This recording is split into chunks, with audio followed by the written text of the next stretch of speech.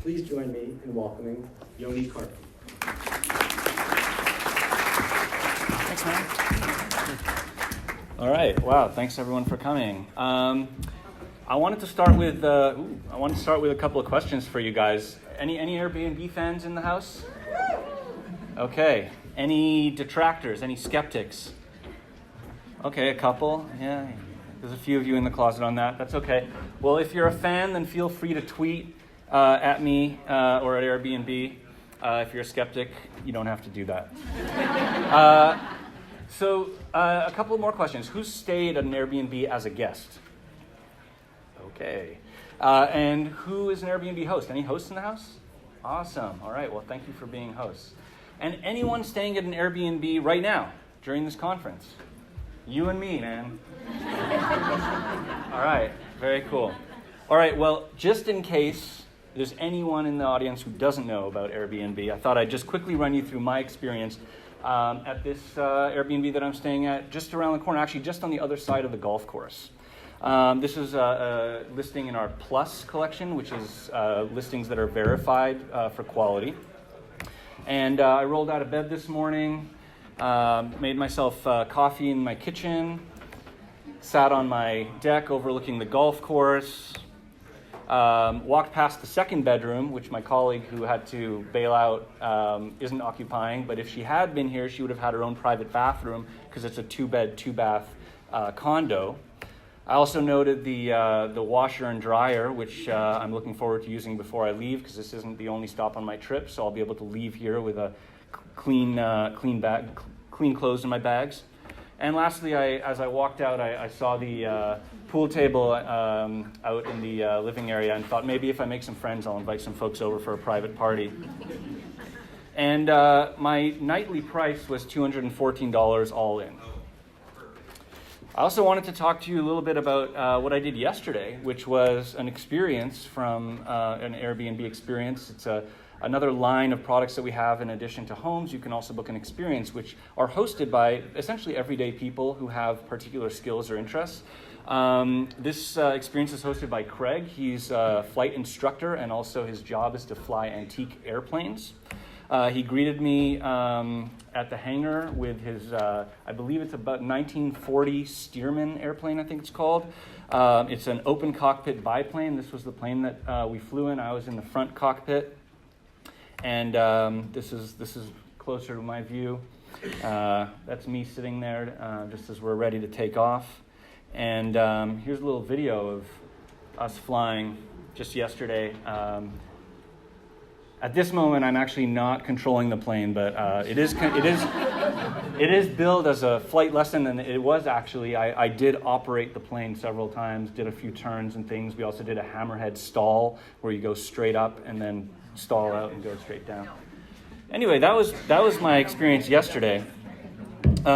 So I just want to. Oh, and that was $199.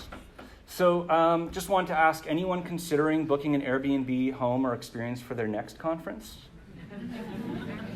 Okay, cool. Well, this talk is supposed to be about influence and impact, so I hopefully that was a good demonstration.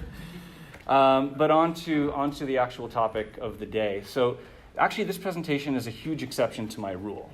So as a rule, nothing that I produce as a researcher is really seen by anyone outside of the walls of Airbnb. I don't design interfaces, I don't code systems, I don't speak to the media. In fact, if there's anything I hope you take away from this talk, it's that my research doesn't matter. And actually, this is the topic of this talk. I just didn't want to bum anyone out by putting it on the front slide. But my research doesn't matter, truly, unless someone else does something. If it generates any value at all, it's only through the work of other people, cross-functional partners, designers, product managers, engineers, content strategists, data scientists, marketers. And so the measure of me as a researcher and of my work is actually in the influence and the impact that I can wield. It's wield on the work of other people. When I work with other folks, I literally tell them, I will produce 0 value unless you do something, or either differently, faster, with more confidence than you would otherwise have done. So research is of no consequence without influence or impact, and we all know that. And I'm focusing on influence, but what is influence? Well, influence is not convincing people what to think. It's shaping how they think. So influence happens when we create structure that gives shape to the way that people think about the problems that they're trying to solve. And that's what I think we mean when we talk about storytelling, for example, the importance of good storytelling. Storytelling basically is structure, right? Great stories bring order to chaos. And the same is true of all great research. It brings structure to the seeming disorder of the world. And as researchers, we have an opportunity to shape the language that our teams use to think about the problems that they're solving. And when you create the language, you own the story. So as you can imagine, Airbnb has an enormous stake in ensuring the quality and consistency of the hospitality that guests receive. But we don't actually own, operate, directly manage the delivery of any of the hospitality that you receive, as many of you have as guests of Airbnbs. It's the hosts who do all the work. So we believe that it's only through authentic connections like those that between hosts and guests that we can actually achieve our vision of a world where anyone can belong anywhere.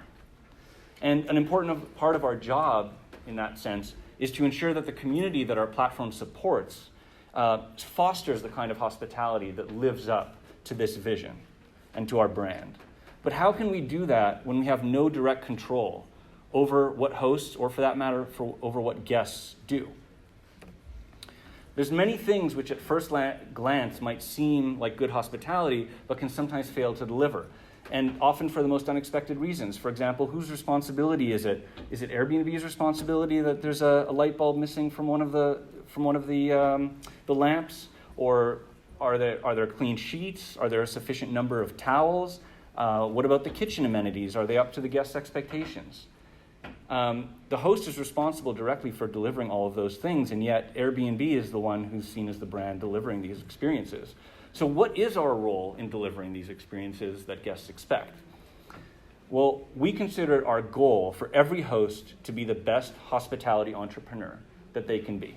And our role is to help each host reach their potential. Wherever our hosts are at in their hosting mastery, we want to help them get even better.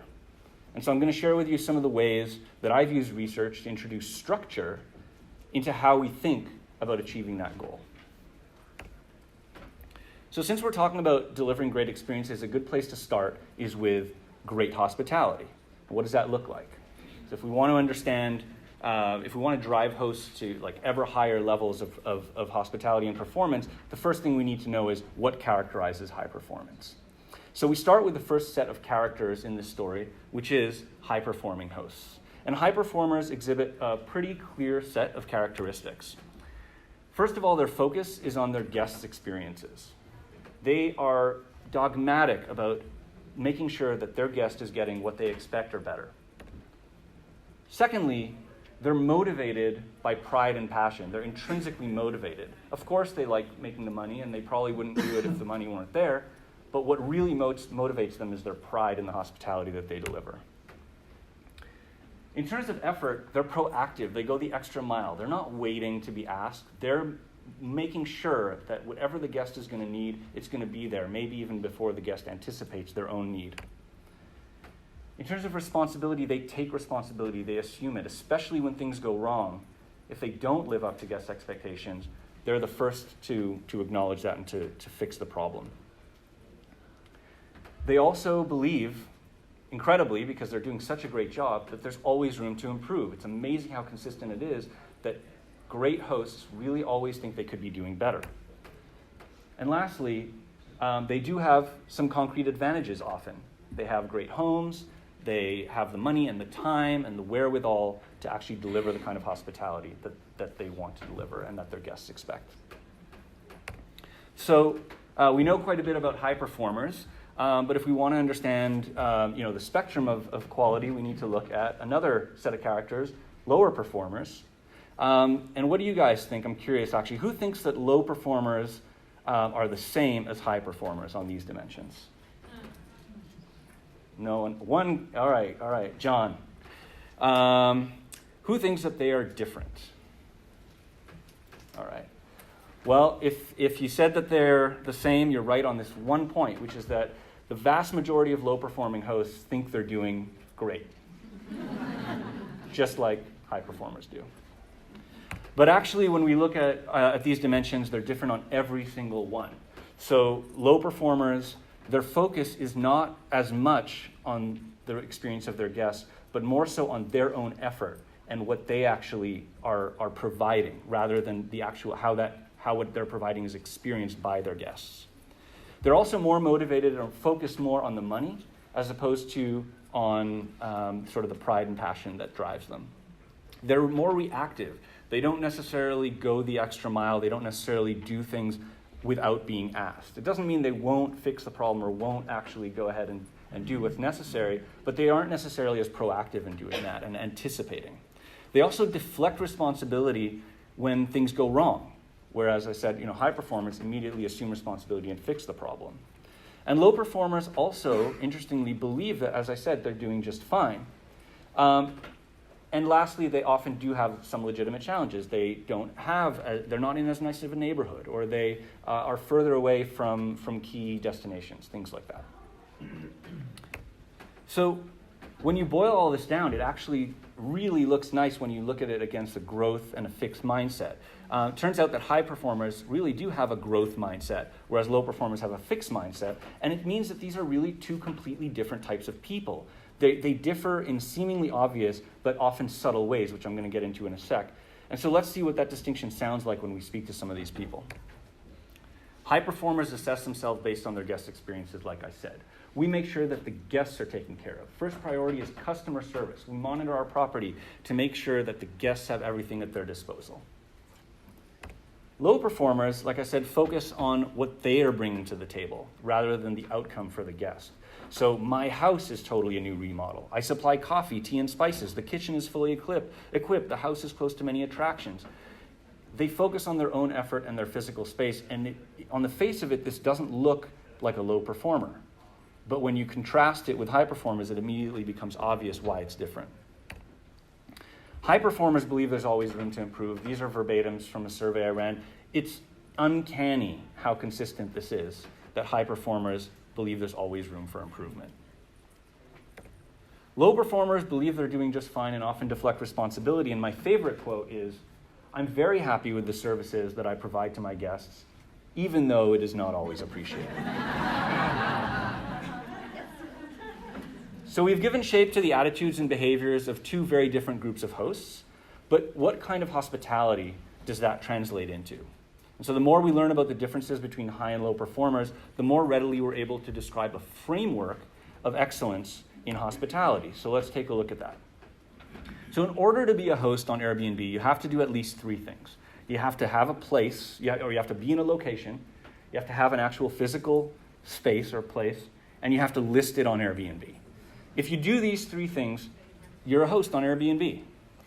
But if you only do these three things, I would actually say you're not really providing hospitality. You're really providing more of shelter. Okay? If you step one level above that, now you're dealing with logistics like cleaning, check-in, communication, and so on. You're doing the actual work of delivering hospitality. And if you do that, if you do all these things, then you're probably in the majority of decent or good hosts. But you wouldn't be in the highest tier of great hosts, because to be a great host, you have to rise one level above, which is to the service level. You have to truly cater to your guests' needs. You have to, as I said, anticipate what they need. You have to take responsibility whenever things go wrong. You can't just go through it transactionally and do what you say you've set out to do. You have to look at it from the perspective, empathetically from the perspective of your guests. So how does this framework help us determine our role, Airbnb, our role in shaping the performance of hosts? How do we move them up this curve? Well, if we want to move you from shelter to decent hospitality, again, we're dealing with a fixed mindset here. So we're probably going to have to set some boundaries, set some standards.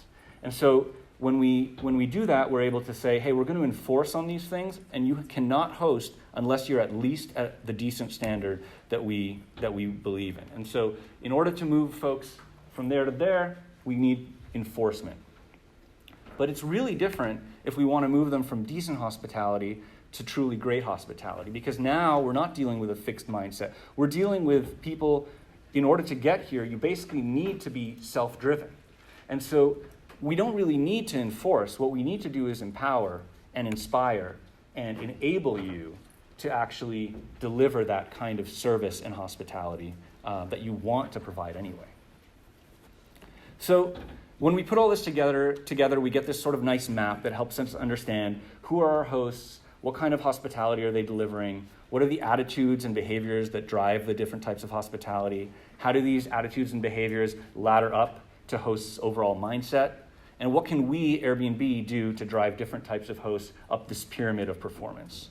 So these are some of the dimensions that give structure to help us tell the story internally to ourselves about what we can do.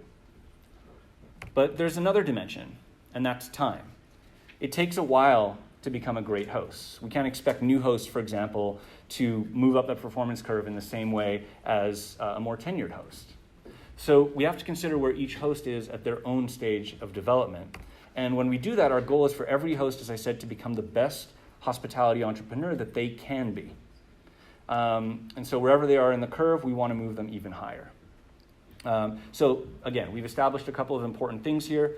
Who are our hosts, and how does their performance look, and when are they in their own development? So that's a little bit of structure. And now what I want to do is kind of shift gears real quick and talk about how I do this work and how I leverage this kind of stuff as a researcher working with my team. So it all starts, as many of my projects do, with a designer coming up to me, dressed all in black, and saying something like, yo, I've got a thing I want to do some research about. It's due in 2 weeks, and you better get it done, or else I and my friends are going to come and kick you in the face. Has anyone experienced this other than me? All right. In all seriousness, so the next thing they say is, remember that time when we all piled into a cab together in Bangkok? Or when we rode the subway across New York City all day? Or we hiked across every bridge in Portland? Or we ate an amazing vegan dinner in LA? Or we stayed together at that amazing Airbnb in Shanghai? And I say, yeah, okay, yeah, sounds good, let's do it. Just don't kick me in the face. But first, let's walk over to this whiteboard over here. Tell me about your project. So we walk over to the whiteboard and they say, okay, we're updating our quality standards. So our quality standards are the minimum bar that we set. It's that enforcement layer that I was talking about earlier. And we need to communicate these new expectations to hosts. And that sounds like a nice, clear objective. I say, okay, so how are you thinking about doing that? And they say, okay, well, it's going to be an email that tells hosts about these new standards, and it's going to tell them about what we expect them to do. And we think it should emphasize the value of community, and it should appeal to their emotions. After all, if we're asking more of our hosts with these standards, we need to also give them the support that they need. And so we should probably frame these things as suggestions as well. It feels like this will go over best also if it's written in the first person. So I look at this and I say, okay, sounds great. I can almost hear it in my head. I can almost imagine what this would look and sound and feel like. But it's only one way of doing it. It's only one version. I mean, you have great reasons why this is a good way to do it, but there's infinite other ways you could do it. So I say, what if we tried it a different way? Imagine what that could be like. And so I say, let's start with these. Let's look at the exact opposites of each of these. So what if instead of telling hosts what they should do, we tell them what they don't do or not do? What if instead of being community-oriented, we were individual-oriented? And instead of emotional, rational. And instead of supportive, punitive. And rather than being suggestive, we could be prescriptive. And rather than us sort of speaking to the we, why don't we speak to you? It's more direct. And so just by doing this, we've taken one version that the team had in mind and literally created an entire universe of possibilities. Because every single one of these dimensions is a spectrum of options. And the one option that the team came to me with was something like this. But you could just as easily imagine a different version that would be more like this, or for that matter, something more in the middle, like this. And that's exactly what we did in this particular case. This first version, so we created 3 different versions of this email communication. This first version and concepted them out. These are just very rough concepts that were done for testing and ideation purposes. This is the one the team originally had in mind. It's focused on community. It talks about what we as a community believe. It's neutral in tone. It conveys the expectations, and it asks hosts to agree, but they don't have to agree. This is the second version. It's the one more on the right side. It focuses not only on what you should do, but what you should definitely not do. It says hosts who aren't able to consistently meet these expectations will face penalties. Repeated or severe incidents will lead to removal of listings or permanent removal of hosting privileges. Essentially, it's accept these terms now, or you'll no longer be able to host. Of course, to be clear, like I said, these are just concepts and ideas for the purposes of exploring the different ends of these spectrums, and eventually arriving at the right solution. It's not that any one of these was the solution that we ended up going with. And here's the third version. It's a bit of a mix of all the different ingredients. We're not speaking to you as Airbnb so much as conveying what we've learned from guests about what their expectations are. And so we're not asking you to agree to anything. It's just strictly informational. Now, when you take all of that, you basically were exploring all of this conceptual space, this universe of possibilities that didn't even exist when we walked over to the whiteboard. Last thing is I want to return to what I talked about earlier, and how do we then bring these two things together, the frameworks and this exercise. So we had high-performing hosts and low-performing hosts, as I mentioned, and I also introduced the concept or the dimension of time, tenured hosts and new hosts. And when you take these two axes, you basically get these very nice, easy to understand, clear segments that fall out, right? High-performing tenured, low-performing tenured, and new hosts. Now, when you take these three segments and then you apply those three different versions that we had to test, the three different concepts, what it allows you to do is actually add all this dimension. It's like a third axis here that allows you to explore a whole range of other things that you wouldn't otherwise have been able to do, because now you can really get a sense of how each of these different segments react to these different versions, which themselves are just recipes of different ingredients that we've combined in certain ways to achieve different flavors and textures. And so what you end up getting is actually this really deep, rich, dimensional understanding of your segments, and you can actually design for them in a much more nuanced and thoughtful way. So just quickly stepping back to wrap it up, I've talked about some important distinctions between high and low performing hosts, their attitudes and behaviors, talked about how this maps to their mindsets, talked about the hierarchy of performance of hospitality with that pyramid, what Airbnb can do to try and move hosts up that pyramid. I introduced the dimension of time and how that intersects with performance.